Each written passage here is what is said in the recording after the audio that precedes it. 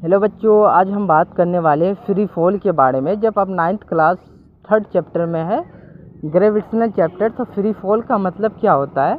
जैसे कि मेरे पास ये दो ईंट है, ठीक है, दोनों का मास डिफरेंट है।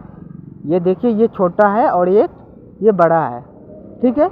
दोनों का मास डिफरेंट है। अगर दोनों को एक साथ छोड़ा जाए तो दोनों को अगर एक साथ अगर छोड़ते हैं तो होता क्या है, दोनों एक साथ गिरता है। आखिर ऐसा क्या हुआ जो दोनों एक साथ गिर रहा है बच्चों? इसलिए एक साथ गिर रहा है, जब आप 9th क्लास में पढ़िएगा ग्रेविटेशनल, तो आप वहाँ पे उठा के देखिएगा एनसीईआरटी, तो कुछ पॉइंट वहाँ पे लिखा हुआ कि मास डिपेंडेंट नहीं करता, चाहे कितनों भी मास हो जाए।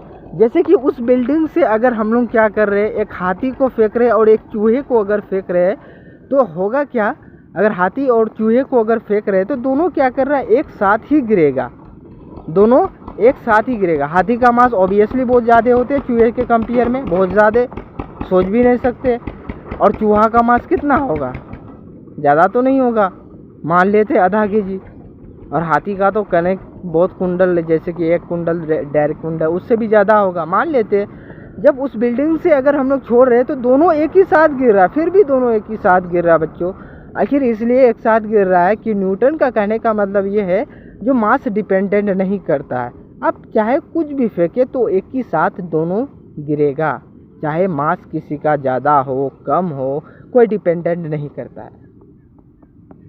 आई होप, मैं उम्मीद करता हूँ कि आप लोगों को फ्री फॉल के बारे में अच्छी तरीके से समझ में आया होगा।